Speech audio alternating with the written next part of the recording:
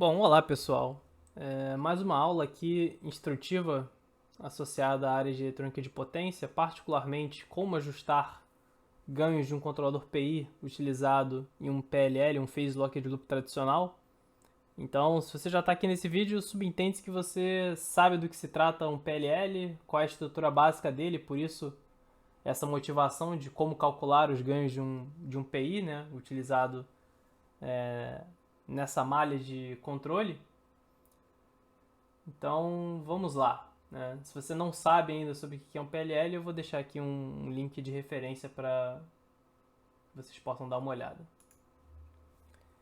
Então, já tendo aí esse conhecimento como base, né, a estrutura típica de uma representação em pequenos sinais de um PLL, né, é como a gente mostra aqui. Né? É como se eu tivesse uma comparação entre um ângulo de referência, né, e um ângulo desejado, né, um θ e um θ'. Isso aqui vai me gerar um erro, né, um Δθ. Esse Δθ ele vai passar por um controlador do tipo PI.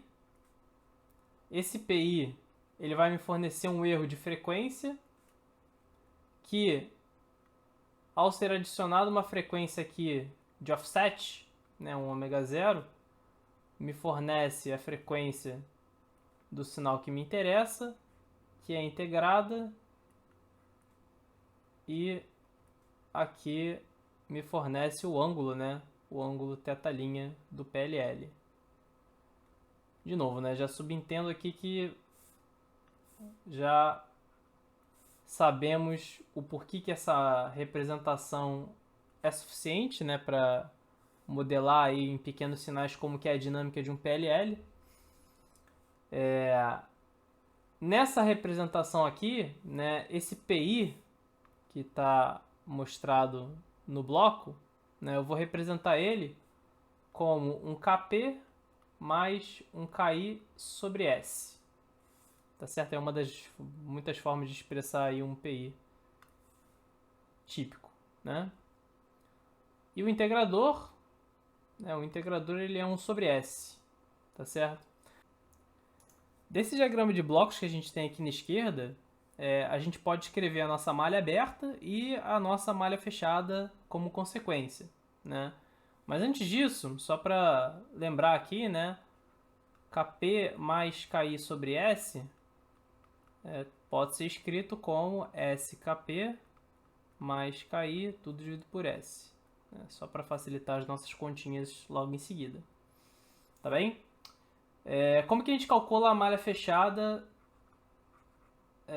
para um sistema de controle como mostrado aqui em cima com realimentação? Né? Como que a gente escreve essa malha fechada? A gente pega a nossa malha direta, né, G, e divide por 1 mais a nossa malha direta. Né? Como a função de transferência aqui da realimentação unitária, o H igual a 1. Né? Então G sobre 1 mais GH dá G sobre 1 mais G. Então aqui eu vou ter, né, o meu PI, SKP mais KI, dividido por S, o meu integrador, e aí eu vou dividir por 1 mais, né, a mesma coisa. SKP mais KI, dividido por S, 1 sobre S. Tá certo? O que eu vou encontrar aqui fazendo algumas manipulações bem simples, né? Eu vou ter SKP mais KI no numerador, e aqui no denominador eu vou operar, né? Vai ficar S ao quadrado mais SKP mais KI. E aí o que eu tenho aqui? Né? No fundo eu tenho uma função de transferência de segunda ordem que está num formato, né, do tipo 2xωns mais ωn quadrado dividido por S ao quadrado mais 2xωns mais ωn ao quadrado. Essa função de transferência aí é bem conhecida na área de sistemas de controle. Né? Geralmente as pessoas trabalham mais com a versão dela sem o zero, né? Mas pode ter o zero também. E o que a gente vai fazer é comparar, né, essa função aqui da direita com a minha função aqui da esquerda. Fazendo essa comparação, a gente rapidamente conclui que o Kp ele vale 2 xi ômega n e o meu Ki ele vale ômega n quadrado, né? E aí vem a questão, né? Já que eu estou projetando, né, eu estou escolhendo, calculando os ganhos Kp e Ki, eu, na verdade, que escolho qual é a dinâmica que eu quero para essa função de segunda ordem, ou seja, eu vou calcular, né, quem é Kp e quem é Ki. E bom, só para facilitar aqui, eu vou chamar essas equações aqui, que relacionam os ganhos Kp e Ki com os índices, né, de desempenho da minha função de segunda ordem, de 1 e 2, tá? E aí a gente tem dois métodos possíveis de projeto, né? Um método, que é o método através do domínio do tempo, né? Então, método através do domínio do tempo, né? Que se baseia esse método, né? A resposta transitória, né, do meu sistema, né, considerando que ele é uma função de segunda ordem, ela vai ser alguma coisa com essa característica aqui, né, de rastreamento. Então, eu vou ter uma característica transitória e oscilatória, né, que eventualmente vai tender ao regime permanente, né, onde aqui seria o meu, né, o meu ponto o meu valor de referência, né? Então aqui seria o meu valor de referência, tá certo?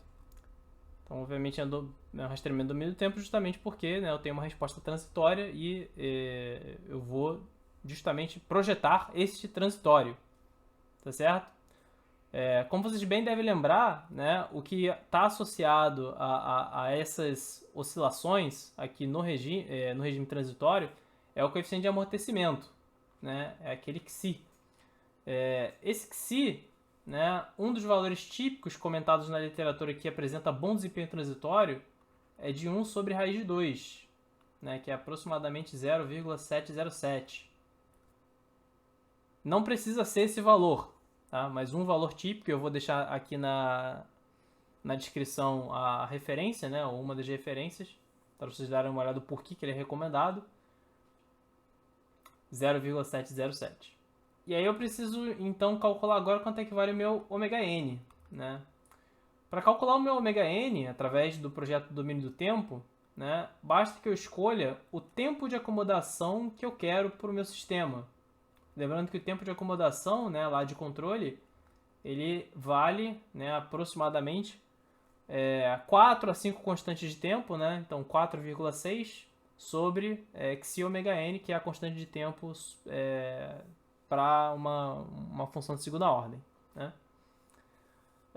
Então aqui nesse gráfico, né, a gente teria um projeto, né, que nos dá este intervalo aqui, né, que estaria associado ao tempo que a minha resposta leva para atingir, né, o regime permanente aproximadamente. Tá certo? Seria esse tempo de acomodação, esse TS. A literatura recomenda que a gente escolha aqui, né, para essas aplicações, um tempo de acomodação aí da ordem de 20 até 100 milissegundos. Né? Depende aí da aplicação exata para o conversor conectado à rede que vocês vão estar estudando, né? Mas eu vou deixar aqui na descrição também referências para vocês darem uma olhada nesses valores sugeridos, ok? E escolhendo aqui então um valor nesse range, né? Pode-se então, após essa escolha, calcular quanto é que vale o ômega n, né? Minha frequência natural, ela vai ser calculada, né, através deste equacionamento, considerando que o meu tempo de acomodação ele vale, né, 20 a 100 milissegundos, a escolha do projetista. Tá certo? E aí escolhendo, né, esse tempo de acomodação e, portanto, calculando quanto é que vale o ômega n, né, lembrando que o ômega n aqui vai ser 4,6 sobre coeficiente de amortecimento e tempo de acomodação, fazendo esse cálculo, lembrando que o coeficiente de amortecimento já foi estabelecido, a gente pode, então, né, depois de obter aqui a frequência natural, voltar aqui nas equações 1 e 2, né, e aí calcular quanto é que vale o Kp e o Ki.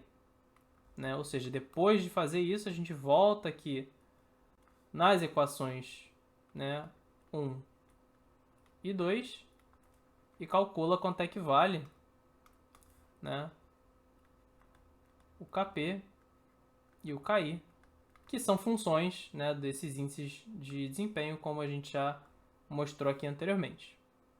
Tá certo? Então, só para exemplificar aqui, se a gente adotar um tempo de acomodação aqui de 20 milissegundos, a gente vai ter aqui uma frequência natural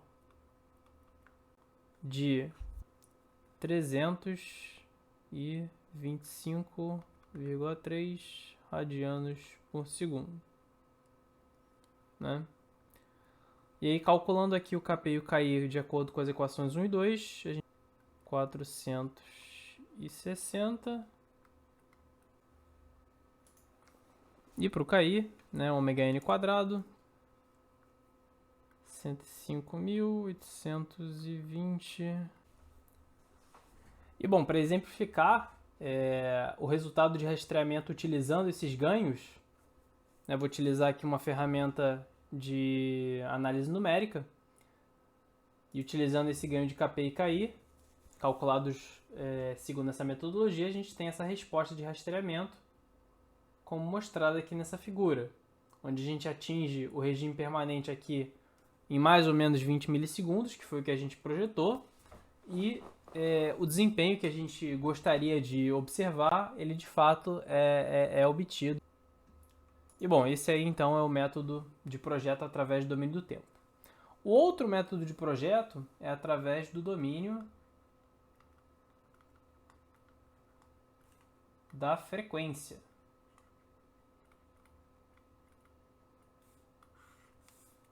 Né? No método de projeto no domínio da frequência, a gente tem que lembrar como que é o aspecto, né, do diagrama de Bode associado a uma função de segunda ordem com zero. Né? Se fosse uma função de segunda ordem sem zero, a gente teria aqui, né, uma atenuação igual a 1 aqui para frequências baixas. Conforme a gente fosse crescendo, a frequência teria esse pico, né, próximo da ressonância, e depois um decaimento. Né? Esse decaimento, que está representado aqui para frequências mais altas, ele seria, né, de menos 40 dB se fosse, né, menos 40 dB por década se fosse função de segunda ordem sem zeros, ou 20 dB por década com uma função de segunda ordem com zero. Né? Lembrando que isso depende do grau do polinômio do denominador e do numerador. Né? Como a gente tem um zero na função de transferência de segunda ordem nesse caso, ela é a segunda ordem no denominador, primeira ordem no numerador e a diferença dá 1. Né? Então é menos 20 dB por década. E aí o que acontece? Nessa função, a gente tem aqui a nossa frequência de ressonância, que é aproximadamente, né, para casos práticos, aproximadamente aqui a frequência natural. Né? Aproximadamente, não é igual, mas é aproximadamente. Né? E normalmente a gente tem interesse em projetar a partir da frequência de corte. Né? O que é a frequência de corte? A frequência de corte também é chamada frequência de 3 dB, né? Porque é justamente a frequência na qual a gente tem aqui esse ponto, onde o decaimento aqui, né, a atenuação, é de menos 3 decibéis em relação a minha atenuação em baixas frequências. Né? E aí o que a gente quer? A gente quer que nessa região aqui, né, ou seja, região dessas frequências mais altas, a gente tenha uma atenuação de acordo. Né? Como que a gente faz isso? A gente projeta que a nossa frequência de corte seja muito menor do que as frequências que a gente quer filtrar. né? Ou seja muito menor que os nossos frequências harmônicas de interesse, né, serem filtradas.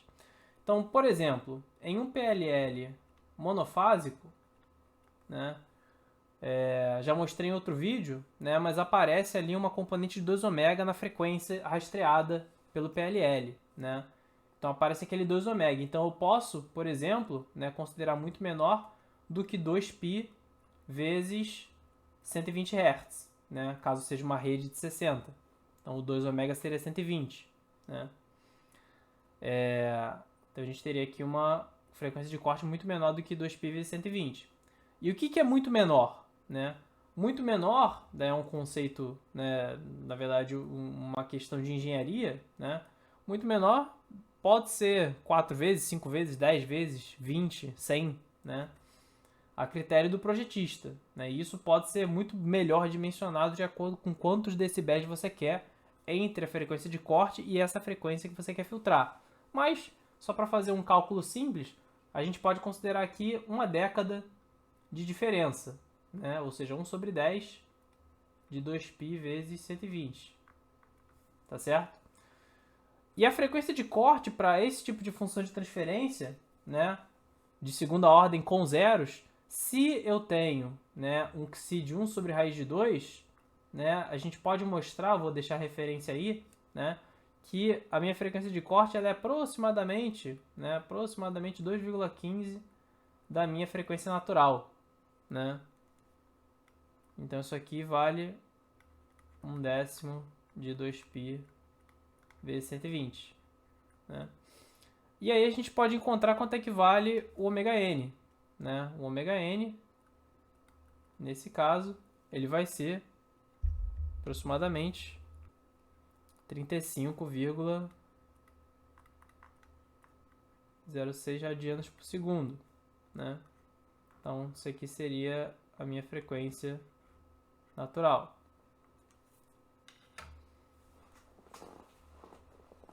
E aí, como que eu projeto os meus ganhos, né? Como que eu calculo os meus ganhos? Calculo através das equações 1 e 2, né? Lembrando que Kp é 2 xi ômega n e o Ki é ômega n quadrado, né? Fazendo essa continha aqui, lembrando que o xi foi adotado como 1 sobre raiz de 2, né? E o ômega n a gente acabou de calcular, então a gente já tem os dois parâmetros. A gente tem, então, um Kp de 49,57 e um Ki de 35,16 quadrado.